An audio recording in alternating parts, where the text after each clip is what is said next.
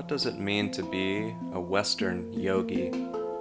How can someone who was born and raised in the West, who comes from a Judeo-Christian background, practice yoga and meditation in an authentic and genuine way? My name is Christopher Sartain, and this is the Western Yoga Podcast. Well, I'm so happy to be here today with my dear friend Ryan Kurczak, fellow Kriya yoga teacher and fellow student of Roy Eugene Davis.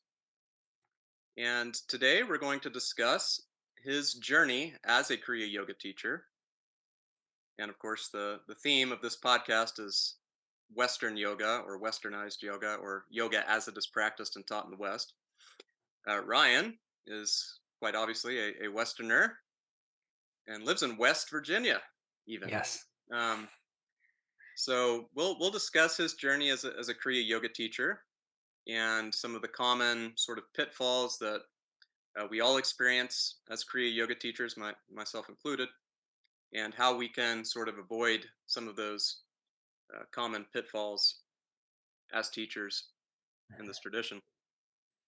So I'm going to start off with just a series of questions for Ryan, dealing with different subjects and how how important he thinks they are in this Kriya yoga path or the spiritual enlightenment path in general.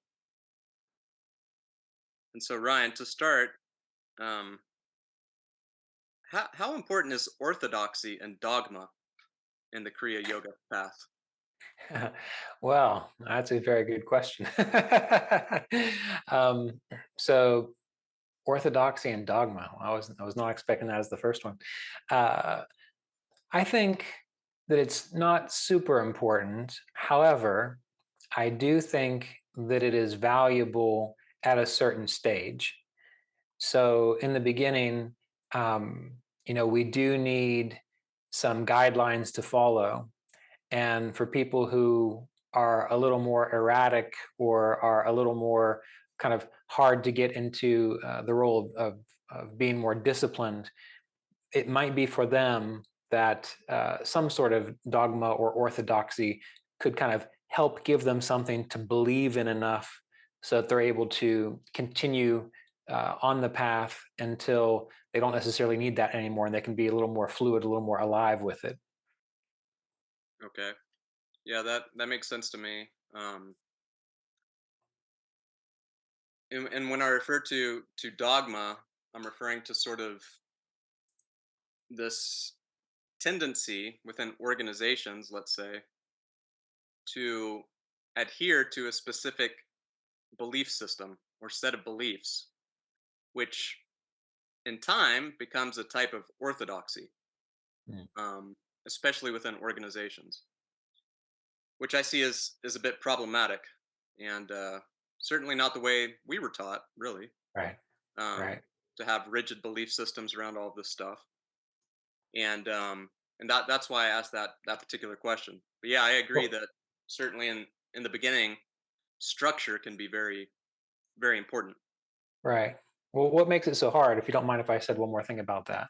Hmm. What makes it so hard is, in the beginning, um, like for example, if we take the yamas and niyamas, being harmlessness, being truthful, practicing contentment, and so on, in the beginning, it might require a person to just say, you know what, this is what the authority said. I need to follow. This is the doctrine of this system. And so, even if the person doesn't quite yet understand really why those things are important, that kind of orthodoxy, I think, can be helpful to them until they kind of realize it for themselves. When I think of things like dogma that are problematic, I think it's more like deifying a particular person or Huh, kind of. that's on my list. Huh. Oh, is it okay? Well, then we'll wait. I'll save that comment for then. Yeah. Okay.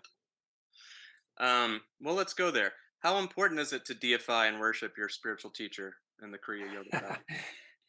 uh, Again, it's it's something that's got some nuance to it because on one hand you don't, well, at least from my experience, and I never did this with Mr. Davis, which some people, I guess, kind of find some fault with me for. um, to deify a teacher, in my mind, I think that creates kind of what might be considered an avatar trap. That's like the term that I've used. Mhm. And that's the sense where, for example, when we look at Paramahansa Yogananda, and now everyone says, well, he's an avatar. Okay. Right. Well, uh, you don't quite get that from his book, considering how he grew from a child to a young adult to where he became the teacher that he did. There was a progression in that regard. And one of the difficulties with making someone an avatar or deifying them is that it causes the students, it gives them a greater capacity to self-sabotage, because if they think, well, this person is so far beyond me, well, that makes it very easy for them to say, well, there's no way I can do that, so why do I need to try as hard as they might have tried? you Mm. know Even with Yogananda, he didn't become the way he was because he was just naturally born into that. He had to be trained by Sri Yukteswar. He had to have his devotion channeled and so on. He even changed as the years went on. So, in my experience, while I absolutely love and respect and honor our teacher, Roy Eugene Davis, I've never felt like deifying him, because he represented something that was important to me, and that love and that honor and that respect helped to inspire me to continue. But I think if I would have looked at him and thought he is so much further beyond me, it would have made me, at least personally, maybe not try as hard. Mm. Yeah. So I think there's some nuances to all that. Yeah. Absolutely. Agreed.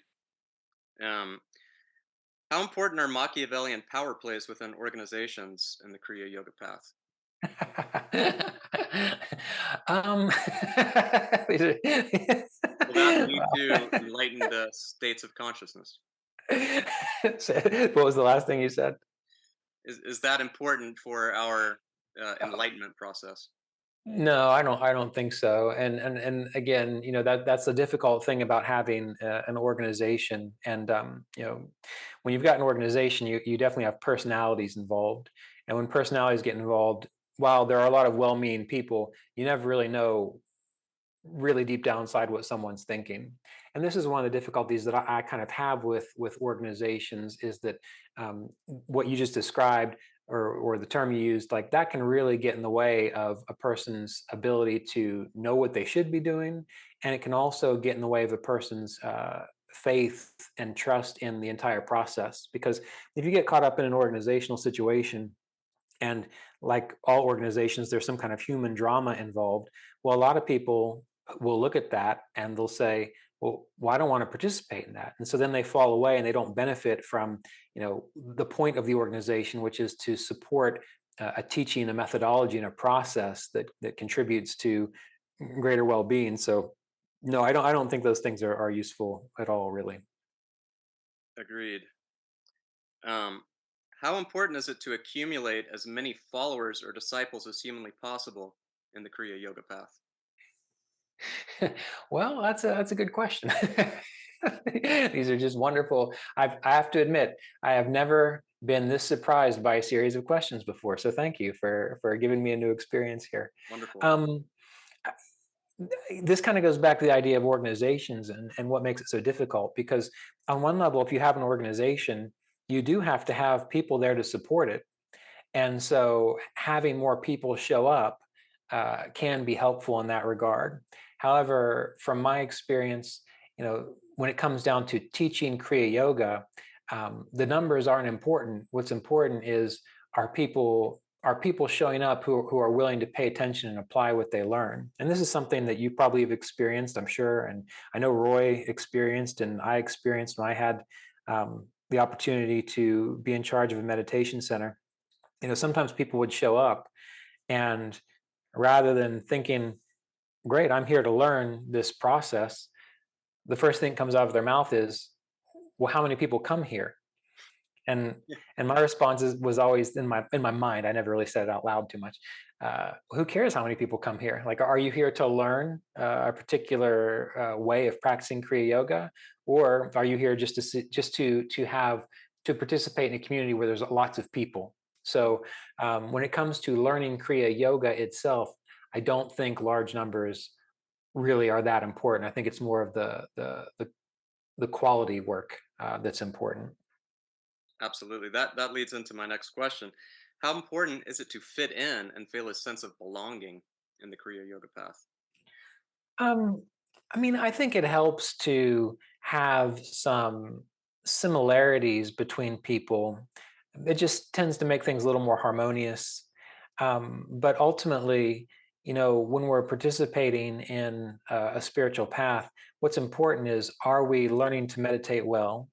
Are we learning to understand what's written in the Yoga Sutras of Patanjali and the Bhagavad Gita?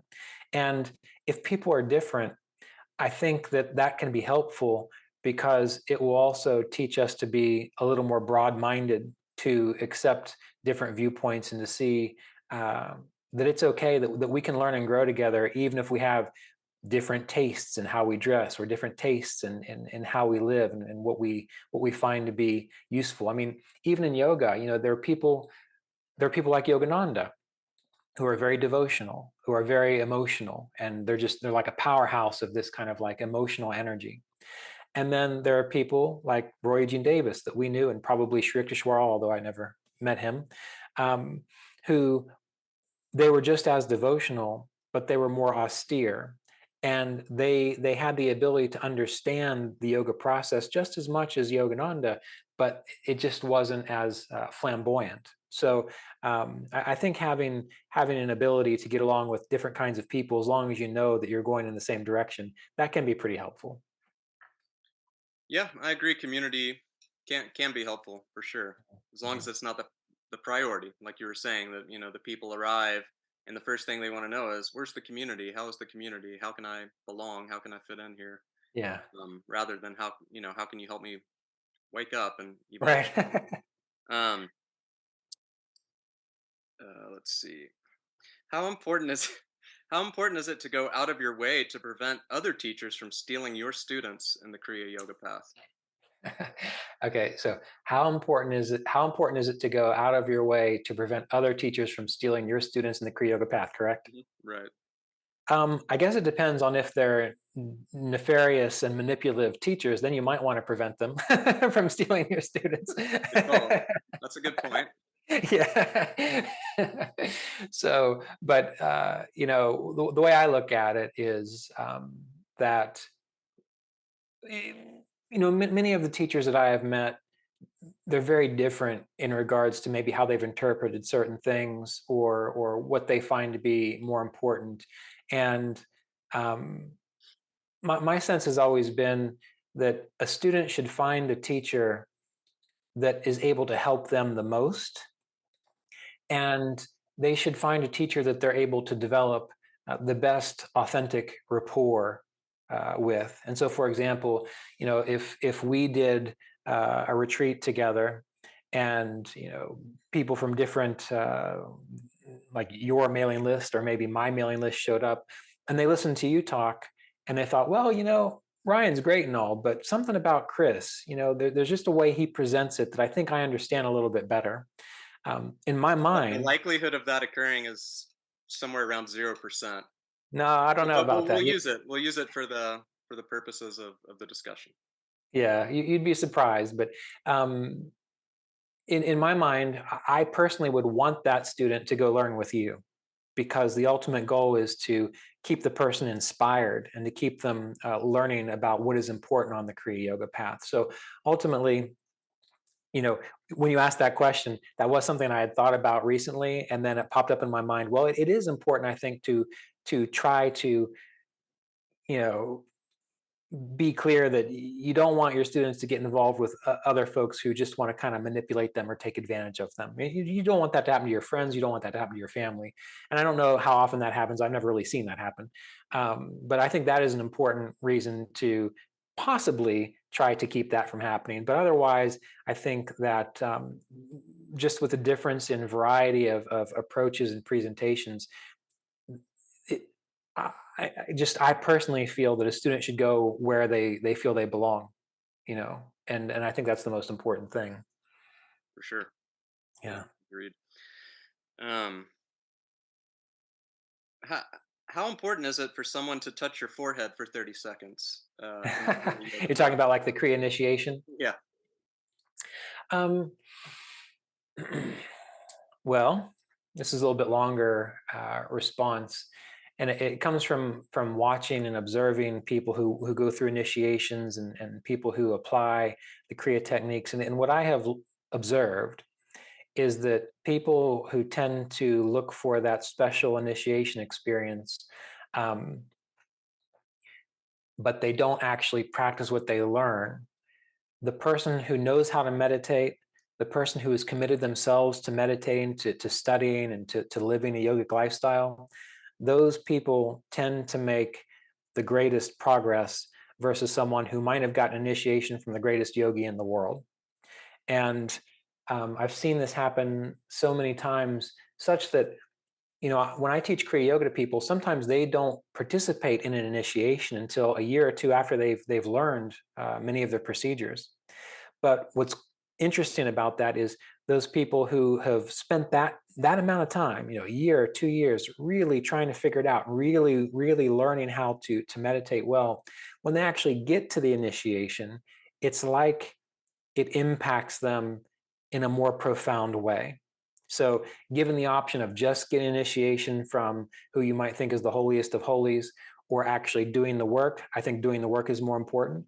But I also think and have seen the people who are doing the work and then participate in initiation, and then have that moment of blessing that a teacher gives during that process, that really empowers them. It's like uh, you know, putting water and fertilizer on freshly prepared soil and seeds. Whereas before, you're putting that water and fertilizer on there, and maybe the ground's not ready for it yet. So, just like some of these questions, there are some nuances to it, but that wouldn't be something that I would put the most emphasis towards. Right. Yeah. There's well, because I give an online correspondence course, and of course I'm unable to give them the blessing as part of that initiation process online, obviously, Right. and I've been judged rather harshly by some for doing that or even offering that as an option. And I always tell people, well, and of course they have the option to come here to our Yeah. retreat center, and we can do the initiation ceremony here in person, and many have come to do that. But I also tell people, look, you know, Roy told me once that about 90% or so of the people that he initiated in person didn't keep practicing Right. after the initiation. So, what's more important? Having a saintly person or someone that's part of the lineage or something like that. By the way, not including myself in that saintly person category, but I'm just saying, what's more important? Having someone touch your forehead for a few seconds during an hour long initiation ceremony, let's say, or being devoted and disciplined in your daily sadhana and in your practice. Of course, you will reap far more benefits from your daily practice than you ever could from someone touching your forehead and giving you a blessing. Right. Also, I like to tell people that you can ask for God's grace and blessing at any time. God doesn't live in our hand. Therefore, it's to me sort of a silly notion that one can only receive the blessing and grace of God or the lineage via the touch of someone. It just Yeah. It's like Catholicism. the middleman, the middleman. Yeah. Right. Exactly. It's Yeah. completely unnecessary. But yes, you're right. I have noticed that folks that are very devoted on their path and have practiced for a couple of years without knowing me personally or anything like that, or in person rather, when they do come here to do the more formal Kriya initiation ceremony, they benefit far more, and and I think it even kindles more devotion after the process. Right. And we've got such a wonderful opportunity with technology these days. When I first went to CSA, and probably you too, we didn't have these opportunities. If we wanted to learn, we had to like drive down there or fly over there or whatever. And Mhm. and I don't know what your experience was, but I had read Autobiography of a Yogi, and I had a general idea of kind of what might happen. But I spent a week there, and then I learned the techniques, and that was it. And I don't know. Sometimes it feels to me like having a little more preparation would be good, and having uh, having like what you're talking about, having correspondence courses, having Zoom, having the ability to do meetings like this. It allows people to actually now take the time to study and get a sense of what it's all about. That way, when it does come time to do an initiation, the people who really are, they're not just trying to get a boost. Mhm. They're really wanting it to be part of the commitment of their path in life. They tend to get more out of it, I think. Mhm. Absolutely. Yeah, Yeah. I noticed the same thing. So some of these questions were silly and intentionally so, and a bit sarcastic. I know Yogananda said that sarcasm's not good, but what can I tell you? Um, Sometimes you got to let it out. yeah. But the whole purpose of that was to demonstrate that, looking around without being judgmental, as I look at a lot of different Kriya organizations or Kriya teachers, I see I see them prioritizing the wrong things, and and I'm sure you've observed the same thing. So my question to you is, why is that? I mean, what's going on? It's almost like, in a certain sense, Kriya, and some organizations and traditions, has become almost like a caricature of itself. And what's going on? Why is that? Why are organizations and teachers prioritizing the wrong things? Yeah, I can only speculate on that, and my this is partially from I have another mentor. His name's Jim Norton. He's a retired Methodist minister, and he's been involved in church organizations and so on for his entire life. And I think it's just human nature. I think it seems. I think it's been going on since religion's organized, really. Yes. And I think it's also partially related to the idea that Lahiriam Hasaya, he wasn't really too thrilled about the idea of things being organized. That's right. And my speculation is because when you begin to organize something, what happens then is now that has to be supported. And so, for example, if you have buildings, if you have property, if you have you have to maintain those things. Yeah. And in order to maintain those things, it might not always work to sit up there and just simply focus on the pure essence of what Kriya Yoga is about. Why? Because many people have difficulty kind of coming to terms with some of the principles in Kriya Yoga, because they're hard things to grasp, like non-attachment or being content in all circumstances. And um, and religion and spirituality for a long time also really plays a role of allowing people to feel safe in a community situation. And so more people, this is again my speculation, want to feel safe in a community situation rather than they want to do the tapas, or that intensity in spiritual practice, which is hard and really causes you to need to confront your psychological complexes, and encourage you, as Roy would say, to grow up mentally, emotionally, and spiritually. Many people don't want to do that. And we can go on and on about the whys and so on, but the state of the world, we're filled with, we're surrounded by people like me and you probably, and others whom have experienced traumas in our lives and difficulties. And oftentimes what we want more than anything is safety. And kind of focusing more on the organizational aspect of things, that tends to give more of what people want, that sense of safety. Mm. So that's my theory. I don't know how true it is or not, but that's something that I've reflected upon and kind of come to on my own. Yeah. I think that's probably a fairly safe bet. Well, No even pun in my intended. own presentation, Hmm. I do like you. I do a lot of work online, and people find me through YouTube and books and podcasts, and I don't like to encourage. Uh, I don't like to encourage people to say, "Let's go start a Facebook group and start talking about all this stuff," Right. because I want people to where they are in their individual lives and their individual homes to apply the yogic principles and learn how to meditate rather than focus on the community aspect of things. I think it's great to come together once or twice a year just to have that kind of experience. But when people are on their own and are learning to practice on their own, then the emphasis is towards getting better at their practice. And I've had people, criticize me because I don't want I don't want to instigate a community. They say, "Oh, he's trying to keep us separated so he can control all of us." I'm thinking, "What are you talking about?" Yeah, that's exactly what I want. I want to sit here in the world headquarters for Kriya Yoga Online Yeah. and manipulate everyone all over the world. It's Yeah. like it's like they don't understand. I barely have enough time to answer the emails that I've got, let alone Yeah. do things like that. So I think it's just people just really want that. They want to belong, Yeah. and I think it's because of psychological issues.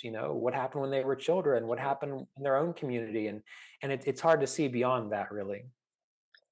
Yeah. When you were talking, it reminded me of something Roy said, or that I heard him say. Someone was complaining to him one time that they didn't have any other members of his organization living in their community nearby. And he said, "You're lucky." Yeah, This is my favorite things he ever said. He just did not exactly. live. Well, and Roy Yogananda sent him to Phoenix, right? That's right. Three or so months after he was accepted and initiated, and he said he loved that because That's right. he had his ability to just focus on the practice. Mm. But again, I think it's important to recognize that people have different kinds of needs, Mhm. and so, for example, from my experience, if someone needs the community aspect of things, or wants a kind of like father figure to say, "I am the great guru and you must listen to me," well, I'm not the Kriya Yoga teacher you should come to. That's Um, for sure. yeah, but there are other organizations, there are other teachers that for whatever reason they like that and they serve that population, and just like we talked about flock rating, that kind of thing. Right. I, I send people to other places because I want them to have what they need. Because you know, there's one story that Roy told. I'm sure you've heard it. I think it's in Paramahansa Yogananda's "I Knew Him," where he and Herbert Freed, the minister from Phoenix, went to visit one of the members. And when they walked in, the woman like showed this picture, this painting of this old wise man with like celestial cosmic stuff behind him. Ascended master. Yes, an ascended master, right? And the woman said, "This is my master," or something like that. You might know Right. the story better than I do. And Roy looked at Herbert, kind of like, "What's she talking about?" But he didn't say anything. Mm. And then when Roy went to meet with Paramahansa Yogananda, Yogananda told him, "I'm glad you didn't say anything because right now that is what she needs Mm. in order to stay engaged. And if you had criticized her or said, that's not true, that might have driven her away and she wouldn't have been able to get the benefit of maintaining more long-term association with Yogananda and so on." So this this is such a it's I'm glad we're talking about it, but it is such a nuanced topic. I keep using that word. Well, as you know, if you follow politics, nuance is a bit of an endangered species of sorts, Yes. um, along with sophisticated arguments. And so I'm happy to talk about nuance. I Yeah. know that the world is nuanced, and that a lot of these spiritual topics require nuance, and they're not black and white.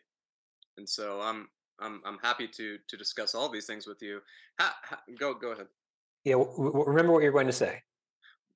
Well, I was going to ask you how you've been able to, or perhaps you've experienced some. I've experienced some of these questions that I asked, Mm. I've experienced some of these things. As a spiritual teacher, uh, there is the tendency to become a bit narcissistic, Right, and you have to promote. If you're not part of an organization, well, who's going to promote you? You. right, So right. you have to engage in a certain level of self promotion, which can, if left uncontrolled, turn into a bit of narcissism. That term is very strong, but Yeah. I think you know what I'm getting at. So how have you been able to avoid? Because I know you, and I know you've been able to avoid a lot of these pitfalls. So, Yeah. what does that look like in your process as a teacher? I think that I understand the question, and it does speak to what I was getting ready to say. I think the difference is if no one came to any of my classes, if no one read my books, if no one listened to my podcasts, I'd go do something else. Mm, And what I mean by that is I don't define myself through this role. mm, And I think that's important because what happens is I think for many people, not for many people, what happens is they become identified with a role, and then they feel they have to do everything that they need to support that role. And Roy didn't do this. And you see, this is a lesson I learned very early. Well, maybe not early on, midway in my relationship with Roy. When we opened up the Asheville Kriya Yoga Center, the CSA Center in Asheville, what did he say to me? He said, wear a suit, wear a tie, cut your hair, show up, sit there on that chair, maybe say one or two words, then meditate silently for the rest of the time. And here I was in Asheville, North Carolina, where if those who are listening, if you're familiar with that, it's sort of like a spiritual mecca. Everyone is a yogi, everyone is a guru. New age capital of the East Coast, for sure. Yeah, yeah. They say, you can't throw a rock without hitting like a shaman and a massage therapist and a Reiki master. And they're Sure. probably all the same person. Um, and so I was doing this, and I'm thinking, well, I'm in Asheville, North Carolina. No one wants to come and meditate with someone who looks like a banker. You Right. know, and and I didn't quite understand what he was wanting, but I did it. And I was thinking to myself, it's not going to work because people have so many other options. Mhm. And but what I know now, I know why he was doing that, because he wanted people to show up, and he wanted me to teach, not for not because I looked at a certain part, not because I looked like someone who could teach Kriya yoga. I could, but he wanted people to show up who were able to kind of see beyond uh, the the the outer covering, I suppose. And so when some teachers they become so obsessed with like being seen, being seen, being seen, well, that kind of takes over their drive, and then they don't know, like it's like they become trapped in it. Mm, Well, I can't do anything else, so I have to keep doing this thing. Whereas what I think is useful is if, and I try to tell my students this too, what I think is useful is if you have such a profound interest in yoga and meditation, that you would do it whether anyone knew you were doing it, that you would do it whether anyone acknowledged you. In my experience, the best teachers are those people who they would do what they did whether or not they were getting recognized for it. And even when it comes to finances and so on, you and I both had the good fortune to go to Center for Spiritual Awareness. And Roy, he never asked us for any money. mm. Of course, we were encouraged, not encouraged. He didn't even encourage us. They accepted donations Right. to help keep things going, but there was no emphasis towards the financial aspect of things, Right. and and I think that's important because once you kind of get caught up in that, it's hard to go back, and that's why I said if no one paid any attention to anything I was doing, I personally would continue to practice. I personally would continue to study. And if one or two people were interested, I would talk to them about it. But if I had to go and I've done this in my life, I've been a Vedic astrologer, a massage therapist, a craniosacral therapist. I have the ability to do other things. So if God Rock wants me, star. what's that? Rock star. Yeah, well, no, I can't stay up late enough for that. That was my drawback there. But and that's true in other things too. Like for example, in the cult of personality, even with astrology, being an astrologer, why do many people become astrologers? Because that's a great way to get attention. They might have wanted to be a model, or they wanted to be this, or they wanted to be that. Well, now they can just talk nonsense about astrology on YouTube, and everyone loves them. Hmm. So it's not just a spiritual thing. I think I think it's more global, and it really comes down to um, you know trying to find a teacher or trying to find someone who is just so sincerely interested in what they're doing that they would do it or not. Speaking of rock stars, one of my favorite bands is Led Zeppelin, and those people in that band would have played music whether they got famous or not. Robert Plant had almost quit midway through the career of Led Zeppelin to become a music or to become a school teacher, right? Because he did not, well, at least my understanding is he could do that and he could still play music and still love music. You understand the difference of kind of what I'm saying here? Oh, 100%. Yeah, I've actually had this discussion with some students of mine, and we kind of came to the conclusion that perhaps a spiritual teacher should have a secondary source of income so Yeah, that they're not completely dependent upon generating interest in everything they do to provide their entire livelihood, because right, this can lead to manipulation on behalf right, of the teacher. If things start going south, well, then they might create new interesting ways to try and gin up some interest and create new avenues for income that right, might not be completely conducive to the goal of the process or the path. And right, so that does seem like a decent, and of course that doesn't go for everyone, obviously, but I think that that can be a good sort of compromise. But the issue I have with that sometimes is, well, if do you really want your spiritual teacher working 50 hours a week at right. some stressful job they don't like, and having zero time for meditation, study, research, investigation, teaching, Mm, and all of that? Probably not. So I think there's some right. nuance there. Well, and the other problem with kind of being dependent on students means you're going to get stressed out if they're not doing, supporting you financially, and that is that it's not just that the teacher can become manipulative to try to generate more things. It's that then the teacher could become more accommodating to things that the teacher should not be accommodating to, and so then the whole process gets kind of diluted. That's a difficulty too. But Roy, in my own case, while I was ordained in 2005, and I would teach classes and I would travel around and go to unity churches and so on, every time I would bring up the idea of, I think I'm ready to just focus on teaching Kriya Yoga, he would always say, keep doing your astrology practice, keep doing that because you need to pay your bills.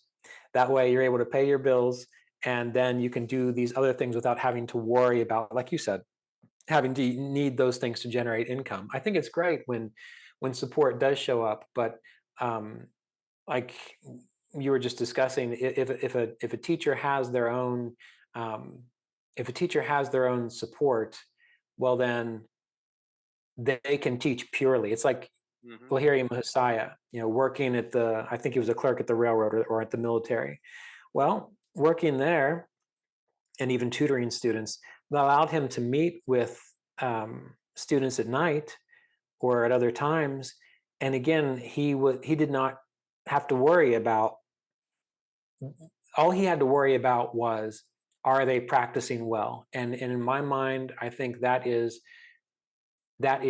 the most important quality of a teacher, is if the teacher is skilled enough to know how to meditate and practice Kriya Yoga, but if they can also, if the primary focus is on focusing on the student and encouraging and finding ways to help them practice well, like that needs to be the ideal. And if anything else works out aside from that, well, that's just gravy. Sri Yukteswar had some family money that he was able to in real estate investments and things of that nature, collecting rent off of rental properties and whatnot, which allowed Exactly. him all the free time in the world to engage with his students, run an ashram and everything. Right. And so yeah, I think that can be beneficial to have supplemental income, so you're not completely dependent upon your Kriya yoga ministry or teachings or what have you. Right. And with astrology, that's what I was able to do. And it even worked out such that I worked on this 4-year astrology course, meaning people would have to take it for 4 years, and I was able to offer it online. And then after Mr. Davis uh, gave me permission to teach full time, when he said it was a good idea, I was able to take that and automate it. And so students are able to go and take that course still, and that generates income so that I am able to teach as I do. So it helps. And so I think, teachers often need to figure out ways to kind of leverage their skills in that regard too. But that gives me the freedom to do what Roy did, which is do my best to focus on sharing things on a donation basis because I'm not worried about how many donations are coming in. you know, Yeah, exactly. I think that makes for me, that's made all the difference in the world because it just allows a greater authenticity. Because on one hand, if a student's coming and they're wanting to work with you, and there's no rapport there. Well, if you were a type of teacher who kind of needed the income or something like that, the teacher might just continue and persist, even though it's not working out. They would encourage it. Whereas if you're free, then you can simply be free to teach as you know and let people come and go as they need to, which I think gives a little more authentic experience. Yeah, absolutely. Well, what do you say to folks that are wary of or reluctant to engage in a relationship with a spiritual teacher because of the bad rap that the guru has kind of gotten in the West, you know, uh, and rightfully so to a certain extent. There have been some abuses and everything. We know about all these cases, and Yeah. so I run into this sometimes. And so there are people that are really reluctant or hesitant to engage in any type of uh, relationship with, and not just talking about me, but with other gurus or other teachers, because they have there's some element of fear there. Um, Yeah.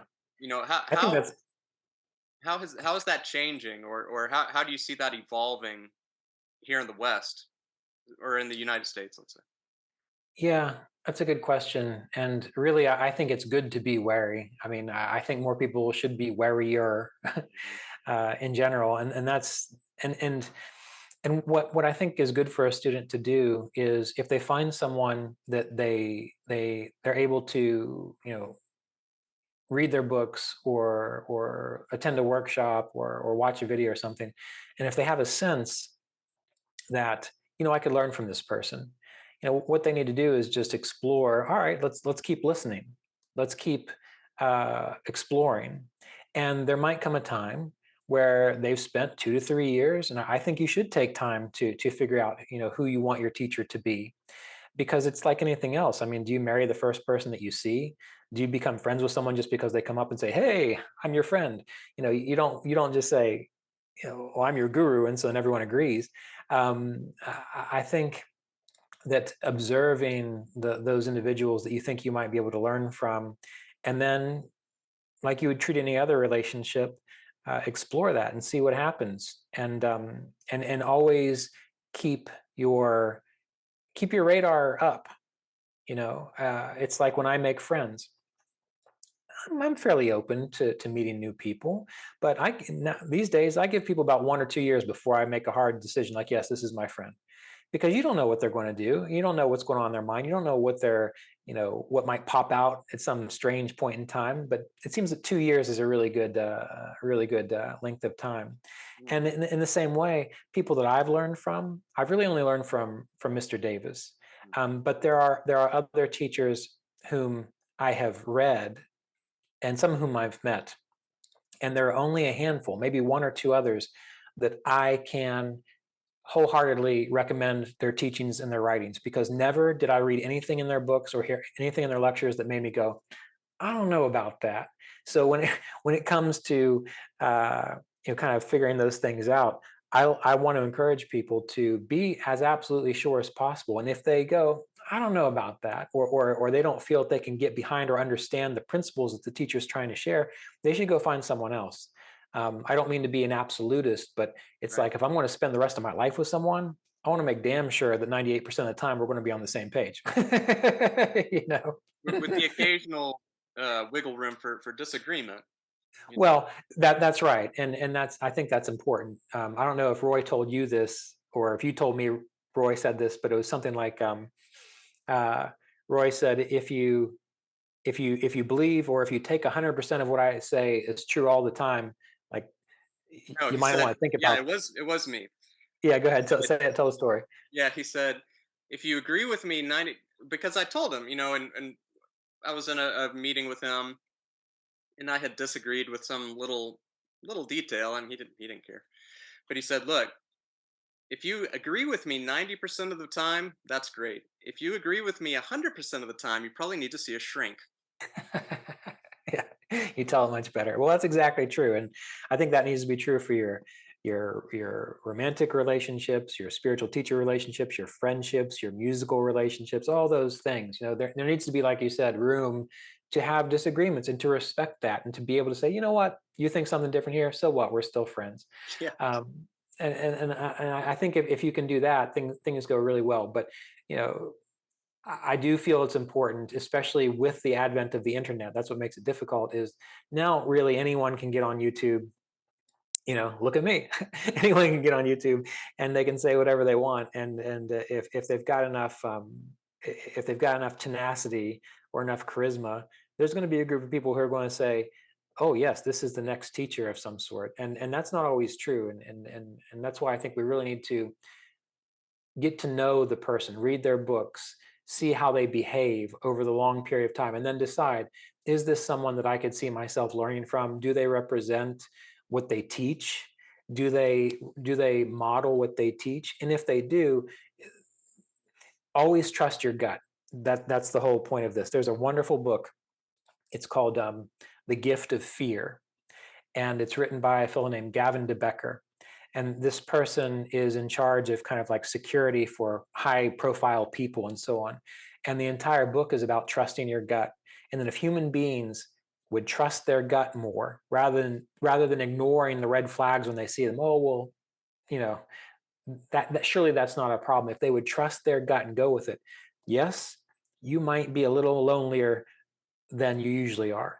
But more than likely, if you trust your gut, you will have a strong sense of um, whom will help you on your path, or whom will help you in life, or who could be a good friend, and so on. I think trusting your gut is really important, and that does take a level of even mental and emotional maturity. So you have to work on yourself, because if your gut's all messed up because you've been manipulated by a narcissist, well, then you're not going to really be able to tell if you're being manipulated by another one. So that's why, one important point is to stress before beginning Kriya Yoga, before getting involved in meditation, spiritual practice, do your utmost best to be as psychologically and mentally healthy as possible. Because if you are psychologically and mentally healthy, there is a heck of a lot less chance that you will put yourself in a position where you can be manipulated by someone. Because psychologically healthy and mentally healthy people don't do that, Mm, right? yeah. So that's my soapbox. Oh, yeah. Absolutely. Well, last question. So, what if Because I receive emails from time to time, frequently actually, from people that say, "I want to be enlightened." I want to be enlightened.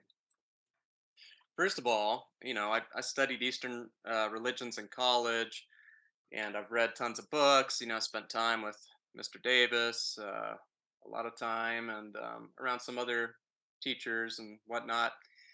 I'm still not entirely sure what that word means, and it means different things to different people, and it means different things in different contexts and in different traditions and religions, and but I know what they mean when they say that, or at least I think they do. But Um, but so anyway, yeah. Sometimes when people ask me that, or they say, I want to be enlightened. Um, the sometimes the first thought, getting back to my snarky, snide personality is, you sure about that? Yeah, right. Really? Yeah. You have any idea what you're getting yourself into here? Um, so, and that's not to that's not to dissuade anyone, by the way. It's just the thought that comes to my mind, knowing this process I've gone through and all the garbage I've had to, like, unearth in my own being, and all the karma and all these things, and and the discipline, spending all this time sitting still, with your own thoughts, looking yourself in the mirror every day, and seeing some things that aren't so great. And then of course the alternative to that is just complete avoidance and escape, from all of that. And there is some truth to the fact that ignorance is bliss in that regard. To a certain point, of course, and then bliss is bliss. Right. But so what do you tell folks when they come to you super enthusiastic, and they say, I want to be enlightened. You know. Well, the first thing I say is take my 2-year Kriya Yoga apprenticeship course, and then we'll talk. Yeah. Well, no, well, that's kind of joking, but it's kind of not, because my theory is, if you say that to me, and then I say to you, all right, well, here's a 2-year course of study you can commit to. If they make it to the end of the 2 years of study, well, then I think we can actually have a real conversation about it.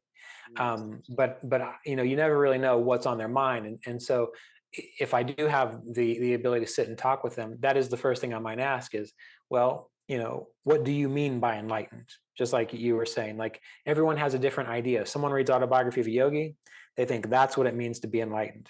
No, that's what it means to be Yogananda living his life, right? That's not what it means to be enlightened. Mm. And then once you get a sense of what they mean, well, then you can kind of tease out whether like the spiritual path is really the thing that they want, because this is why so many people begin a spiritual path and a spiritual tradition and then quit, Mm. because what they think the spiritual tradition is going to give them is what they want, when that's really not the point of the spiritual tradition. And when they go through and they start meditating, they start studying, and they start engaging in the process, and they don't all of a sudden have their family life completely healed. They don't all of a sudden have their mental emotional needs perfectly met. When that doesn't happen, and they think that's what enlightenment is, Mm. well, then they stop and they don't do it anymore. And so, kind of getting this baseline of what is the individual talking about, because the spiritual path, and I think Mr. Davis Roy really illu- illustrated, demonstrated, modeled this. I'm not sure what the right term is. The spiritual path really isn't meant to be focused on getting the best job, getting the perfect relationship, getting along with everyone. All these things. Those are things that you do in life. Those are like worldly things that you attend to by doing things that give you that experience. Mhm. The Kriya Yoga path, the self-inquiry path, Buddhist path, all these things. The purpose of them is to give you a realization of what it means to be infinite, timeless spirit. That's why you do the things that are in the Yoga Sutras of Patanjali. That's why you listen to your spiritual teacher. That's why you meditate for long periods of time. Well, that's what it's supposed to do. And many people think it's supposed to do these other things, which are activities like, you know, healing your relationships. Spirituality is not going to heal your relationship. You know what will? Going to a counselor and making choices that allow you to make better relationship choices. That's what will heal your relationship. Mm. Kriya Yoga is not going to heal your body. Mm. It's going to help, because the things that are recommended to meditate well tend to make you healthier. Oh, But you mean that's if not I the prac if purpose. I practice Kriya every day, uh, you mean I'm not going to live forever? Well, funny that you bring that up, because one of the latest comments on one of my YouTube videos was, I was teaching a class and I had my hair down, And when my hair is down, you can see like I'm just gray all over the place. It just looks like, I've got this Gandalf thing going on. Uh-huh. And the person wrote, they said, they totally didn't even listen to the video. They said, well, it looks like you have a lot of gray hair. And I thought Kriya Yoga is supposed to make you younger and live forever. And clearly, it's not working. So how can I believe the rest of it?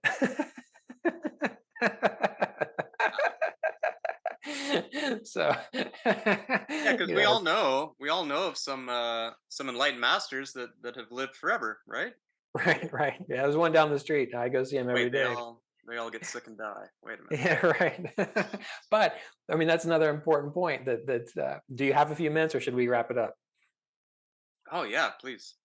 That's another important point because again, when I would teach the classes at the Asheville Meditation Center, there were people that sincerely came and wanted to learn because they wanted to live forever. They wanted to know, they wanted to live forever. Who would want to live And forever on yeah, this well, that's what I planet? thought. My God, man. I tried to explain to them. I said, look, even the Mahamrityunjaya mantra, people look at that mantra as though that is a mantra which will allow a person to live forever. What they don't realize is that um, we are living forever. The Sure. real us is eternally alive.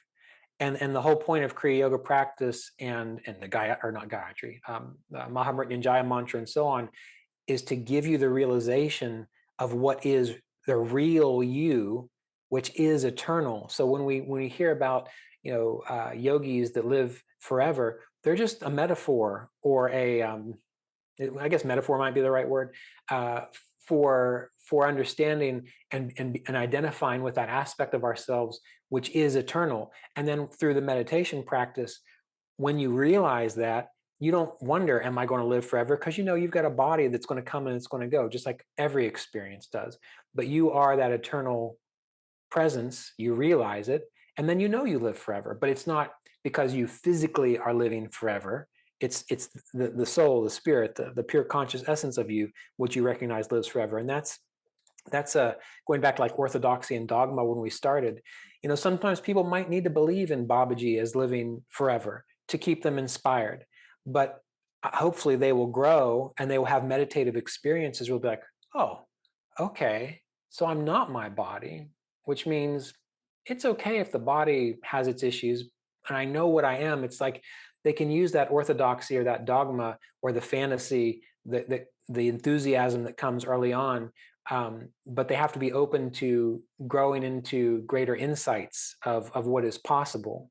And why would you think that what you imagine enlightenment to be is actually what it is? When I was 18 years old and I got started, I thought enlightenment was a certain thing. Do I really want it even to be what 18-year-old Ryan thought enlightenment was? It's just part of this growing process that we have to participate in. And that's again why, if you are mentally and emotionally and psychologically healthy and mature, you will be able to embrace those changes. Why? Because we cling to fantasy and we cling to things that aren't true and dogma and so on because we don't feel safe. And ultimately, I think that's one of the biggest problems with spirituality in the world, is that people come to it because they're looking for safety.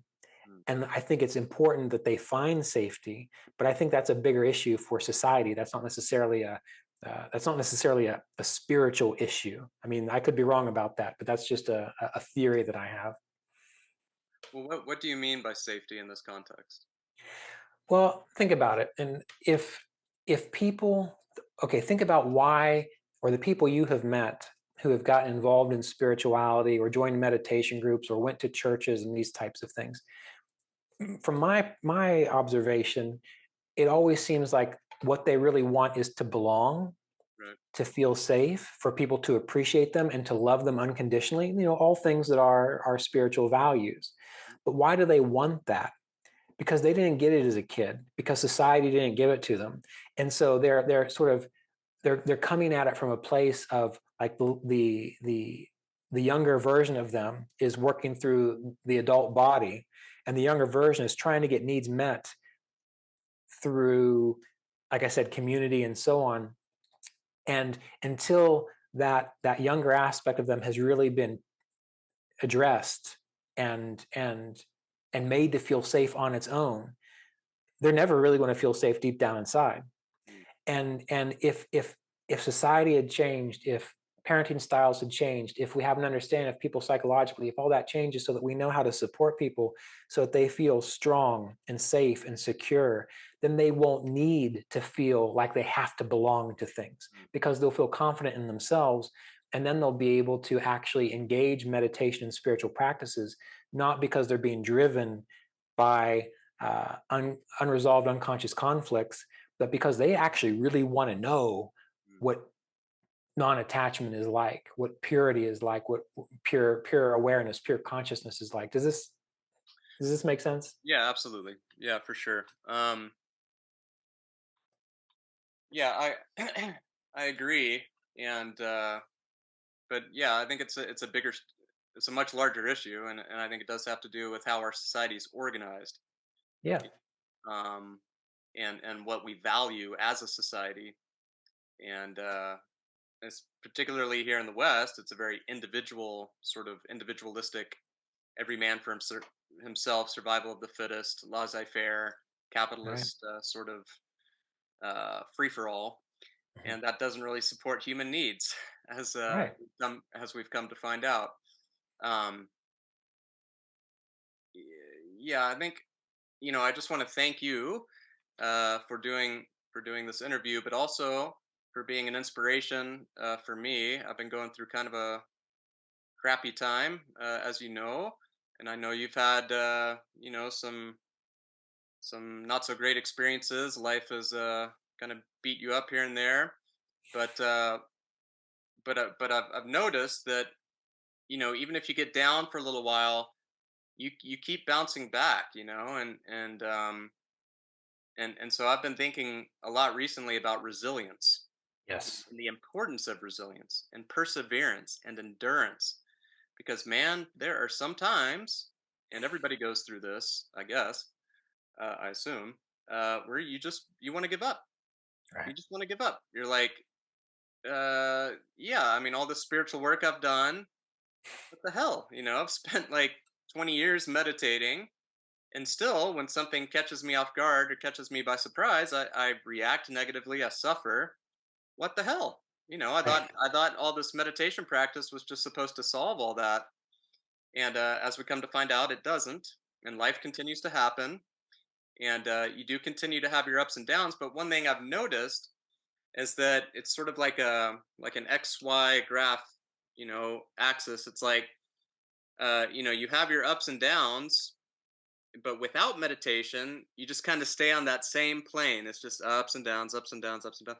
But with a sadhana, with this practice, you still have your ups and downs, but the overall trend is sort of an upward trend. Even though some of those troughs can be pretty pretty Right. gnarly, but if you have that internal strength, inner strength, that we get from our practice and from our relationship with the divine, it does help with this process of resilience, endurance, perseverance. So you just share a few words of wisdom with me and for my listeners about resilience and bouncing back and just moving on, doing your best, and just keep going. Yeah, I mean that's really all you can do, I think. At least that's been my experience, and partially my own resilience comes from being stubborn, I think. Mm. um, and Not necessarily a bad trait. yeah, I suppose, but the thing that has helped me in all of this, which I don't know if I ever would have been able to hear this when I was younger, but after having gone through some difficult experiences and observing, um, I don't like to admit it still. I'm working on it. I don't like to admit it still, but almost always every adversity or challenge that I have experienced was there, and I got like it helped me spiritually. Mm. And and I want to stress that by those challenges, I don't mean like problems that we make for ourselves. Like if we have a gambling addiction, we should take care of that. We shouldn't say, well, this is here to give me, greater whatever. I'm talking about when life just happens, when things happen. You've done your best, and things just happen. When I look back, I don't like to admit it still, but almost everything has helped me realize something spiritually speaking. And Mm. so, I'll give an example, and I know you've heard this before, Chris. But like when my late wife Melissa was on her way out, and she'd been through all these treatments, and I was meditating by her while she was in bed, and I got to a still place, and I just asked, why would this happen? Like, how is this even possible? Someone so healthy, probably a better person than I ever will be. How could that happen to them? And what happened was it boomed in my mind. So you'll learn this isn't real. And that was just like everything exploded. And the first thing I thought was, I don't need to learn it this way. Yeah, you know? there's other ways, man. And that's exactly what I said. But and this is what makes spirituality so hard, is that sometimes those things that come into our lives, we won't learn them any other way. Mm. I would not have learned that any other way, no matter how much meditation I did, no matter how many times I read the Sistas Yoga, where it says that exact thing, no matter how many times I studied the Holy Science, where it says that exact thing, that all of this is just the play of images in the mind of God. Essentially, it's all ephemeral. Right. I could hear that and I could think about that, but I personally had to go through that experience to bring that home, and that's a terrible way to bring it home, but it shifted everything for me spiritually. And there were other things that I've experienced too, where the exact same thing happened, where I didn't want this to be the case. But when I sat back and I meditated and I just kind of observed, what was it pointing out to me? Almost always, if I paid attention and if I could get away from my own personal need to have it go a certain way, if I could just really, suck it up and look, see what's going on here. Um, every single time, I can't think of one time that I have not seen a deeper reason, spiritually speaking, not not in regards to um, anything else than spirit, but spiritually speaking, that I have felt. And I was even meditating on this last night. In all those things, what did I learn? I'm still here. I'm able to be here and have this conversation with you. Since many difficult things have happened, I've been able to continue to teach and reach more people. And what I learned, the fact that I could keep going through each of those things, was that I actually am supported. Mm. And that might not sound like much, but that was a pretty heavy realization for me. And it's you don't want it to be that way, but sometimes we have to have these difficult experiences, and in the moment they might seem so overwhelming and devastating that we can't really get to the insight just yet. But if we can maintain steady with our meditation practice, with some kind of inner sense of possibilities that there's a bigger picture going on here, when we get through it, sometimes things are presented to us that we couldn't have dreamed of. And Roy's talked about this.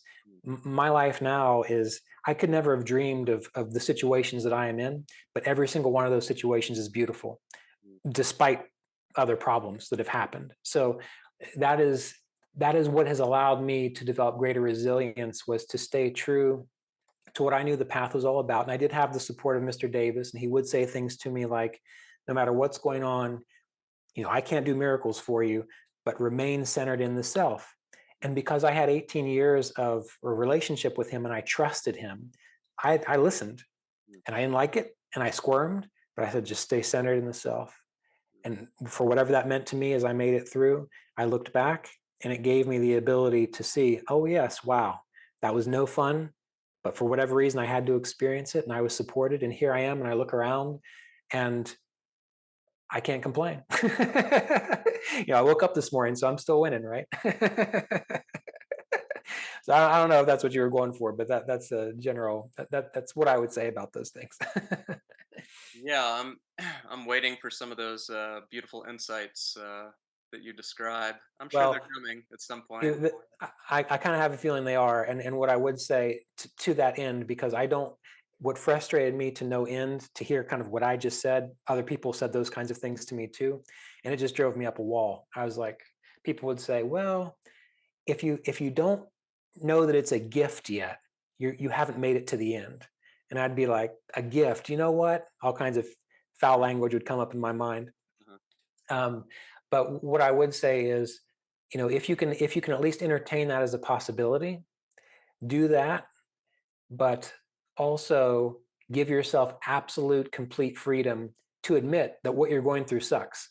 Hmm. Don't sugarcoat it. Don't act like, oh, God is testing me. No, tell God, this is a terrible thing. I can't believe this is happening. Be absolutely honest with your feelings about where you are, being clear. It's like having a relationship, like we were talking about, Yeah. having a relationship where you can disagree. You want to be able to disagree with the fact that this is going to do anything good for you. And you want to admit that you don't believe that at all, but try to imagine, hold in the back of your mind that you're open to the possibility that just maybe something good could come from this. And it's the same thing with Mr. Davis. You might have had this experience too. He was quite a bit older. He saw things from a different perspective. And sometimes he would recommend things that I thought, I don't know about that. Like maybe he's just out of touch.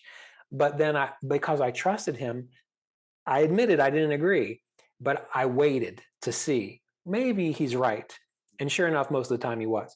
So I tend to kind of treat life like that guru now, where I might not agree, and I'm very verbal about it, but I'm waiting, and I try to be open in that regard. So be honest, feel like crap, but still get up and do your meditation with maybe things are going to work out. I freaking love it, man. You're the only the only spiritual teacher I know that would say, "Be honest, feel like crap, but get up and meditate anyway." And that's wonderful. That's basically what I've been doing.